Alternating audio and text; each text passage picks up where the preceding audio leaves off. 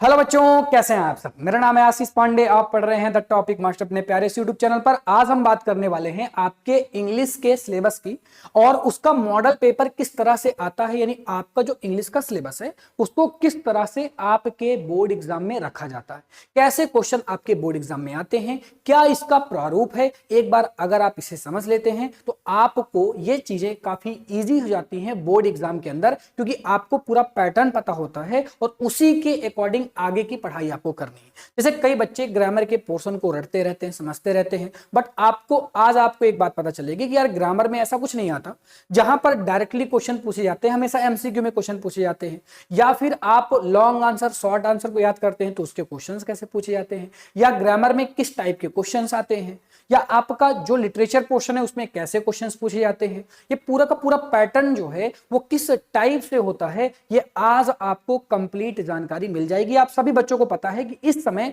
हम model paper के प्रारूप को यानी उसके रॉ स्ट्रक्चर को अपलोड कर रहे हैं, क्योंकि आपके मॉडल्स पेपर 2026 के आ चुके हैं, उसी के अकॉर्डिंग हम चीजें आपको प्रोवाइड कर रहे हैं। अब देखो, अब मैं अगर इंग्लिश की बात करता हूं तो इंग्लिश का जो आपका पैटर्न है वो 70 मार्क्स से बनाया जाता है, यानी टोटल आपके मार्क्स कितने होते हैं, 70 मार्क्स होने हैं। टोटल जो पेपर आने वाला है वो 3 आवर 15 मिनट का होने वाला है, यानी 3 घंटे 15 मिनट का आपको समय दिया जाएगा, जिसमें आपसे साफ साफ इस बात को कहा गया कि भाई जो 15 मिनट हम आपको एक्स्ट्रा देते हैं वो हम आपके पेपर की रीडिंग के लिए देते हैं। लेकिन जो बच्चा यहाँ पर इस प्रारूप को देख रहा है और समझ रहा है उसको ये 15 मिनट बचाने की आवश्यकता है, क्योंकि उसको सारी चीजें पता है कि पेपर किस लेवल का है। एक झलक में पेपर को देखना और करना, सॉल्व कर देना है, ज्यादा डिटेल में पढ़ने की आवश्यकता नहीं, क्योंकि पैटर्न का पूरा उसको सारी चीजें पता होंगी, यहां पर वो देख के गया। ठीक है ना। तो अब हम बात करते हैं जो आपका इंग्लिश का पेपर है वो पार्ट 1 और पार्ट 2 में डिवाइड होता है।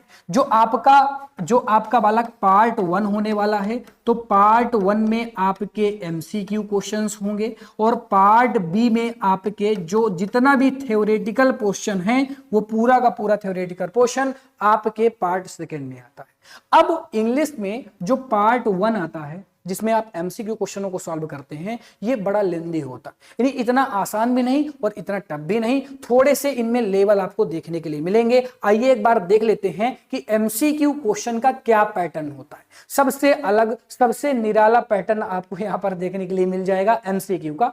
अब देखो, पहला एमसीक्यू कितना लेंदी है। पहला एमसीक्यू आपके पहले, दूसरे और तीसरे, यानी पहला एमसीक्यू, दूसरा एमसीक्यू और तीसरे एमसीक्यू का आंसर आपको इस पैसेज के थ्रू करना है।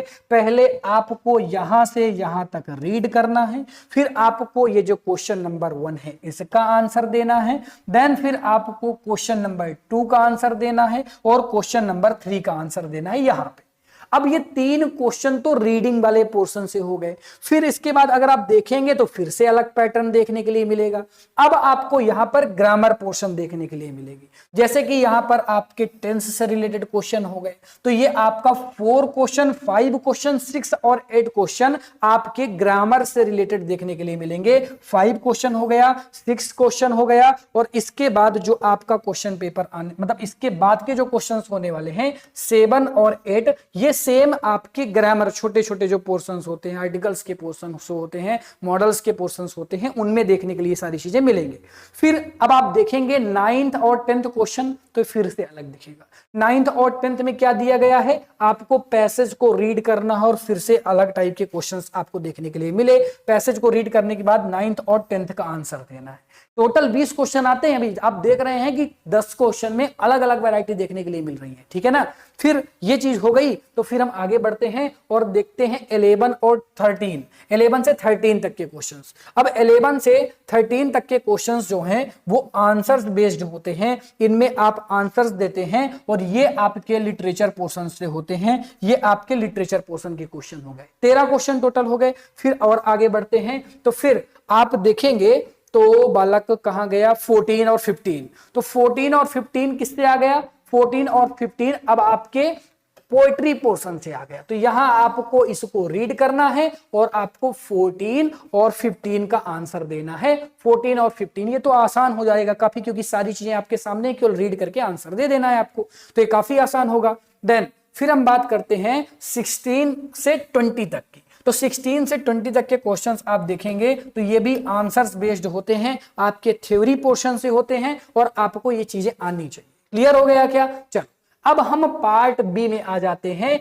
यानी हमने अभी तक क्या सीखा कि जो आपके 20 मार्क्स के क्वेश्चन पूछे जाते हैं एमसीक्यू के, तो वो किस टाइप के आएंगे ये मैंने आपको सिखा दिया। अब मैं पार्ट बी में आता हूं और आप सभी बच्चों को पता है कि पार्ट बी आपका 50 मार्क्स का होता है। कितने मार्क्स का होता है बच्चा? 50 मार्क्स का पार्ट बी आपसे पूछा जाता है। बट 50 मार्क्स में क्वेश्चंस कैसे आते हैं? तो पहला पैटर्न जो क्वेश्चन आपको देखने के लिए मिलेगा वो रीडिंग पोर्शन से देखने के लिए मिलेगा। आपको ये पैसेज पूरा रीड करना है यहां तक, और रीड करने के बाद ये जो आंसर्स आपको देने के लिए कहा गया है, ये पहला क्वेश्चन 2 नंबर, फिर 2 नंबर, फिर 2 नंबर, फिर 1 नंबर। यानी ये जो क्वेश्चंस हैं ये रीडिंग के अकॉर्डिंग आते हैं। इसको आप रीड करके इन सभी के आंसर्स दे सकते हैं। फिर राइटिंग की बात करते हैं तो राइटिंग में आपसे एक लेटर पूछा जाएगा जो कि 4 मार्क्स का होगा। अगर आपको लेटर नहीं आता तो लेटर की जगह आप क्या लिख सकते हैं? लेटर की जगह आप एप्लीकेशन लिख सकते हैं। यानी एप्लीकेशन या लेटर, इन दोनों में ऑप्शन हो गया। ऐसा नहीं है कि एप्लीकेशन भी आना चाहिए और लेटर भी आना चाहिए। या तो आपको एप्लीकेशन अच्छे से आ रहा हो या तो आपको लेटर अच्छे से आ रहा हो, दोनों में से कोई भी जो आपको बढ़िया तरीके से आता है, अच्छे तरीके से आता है, आप उसे अटेंड कर सकते हैं। ये क्वेश्चन नंबर 2 हो गया, 4 मार्क्स का ये हो गया। देन हम आगे बढ़ेंगे और क्वेश्चन नंबर 3 की बात करेंगे। अब क्वेश्चन नंबर 3 में देखो कैसे आएंगे।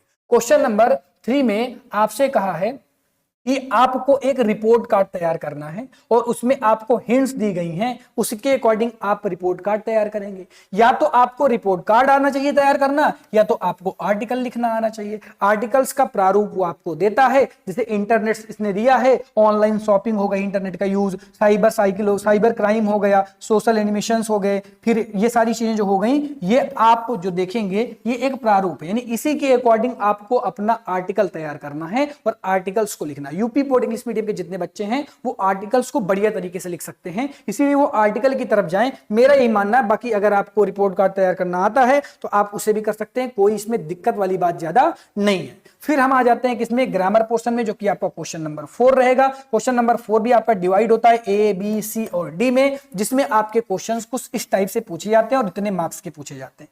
फिर आपका जो क्वेश्चन आता है वो ट्रांसलेशन। ये तो फिक्स है बालक, जो यूपी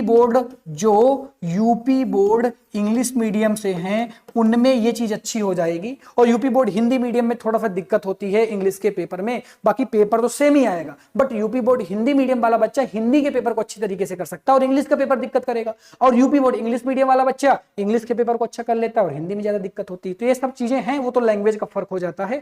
एक क्वेश्चन आपसे ऐसा पूछा जाएगा, एक ट्रांसलेशन दे दिया जाएगा, कल सुबह मैं पुस्तकालय जाना चाहता था, ठीक है ना, उसी समय मेरा एक मित्र मुझसे मिलने आ गया, हम शाम तक साथ रहे, मित्र से मिलकर मैं खुश था, किंतु पुस्तकालय ना जा सका के कारण मैं दुखी भी था या दुखी भी हुआ। तो इस क्वेश्चन को अगर आप कर लेंगे तो आपको 4 मार्क्स मिल जाएंगे। यानी ट्रांसलेशन से रिलेटेड जो क्वेश्चन आएगा वो 4 मार्क्स का आएगा, ये बात हमें पता चल गई।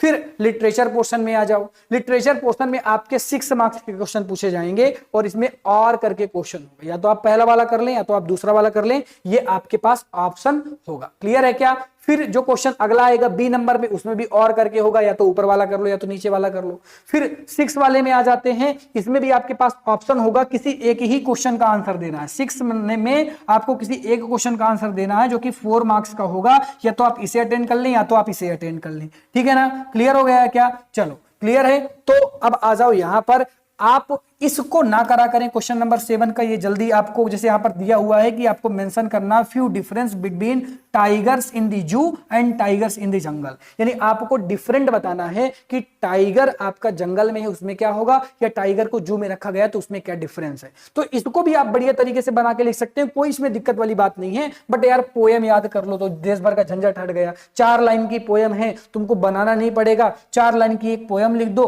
जो आपके बुक में ना, जो आपके इस लेटर या इस पूरे प्रश्न पत्र में ना आई हो, क्वेश्चन पेपर में ना आई हो। ऐसी ही कई बच्चे ना, इसमें पोएम तो आती है एक्सप्लेन करने के लिए, तो बच्चा उसी पोएम को छाप के चला आता है ना। बच्चा ये चीजें नहीं करनी है आपको पोएम लिखनी है, आपको एटलीस्ट 3 पोएम याद होनी चाहिए, क्योंकि 2 पोएम तो आपको पेपर में देखने के लिए मिल जाएंगी और एक पोएम आपको एडवांटेज देगी जिससे आप इस पोएम को लिख पाएंगे। तो पोएम जरूर आप लिखेंगे, ठीक है ना।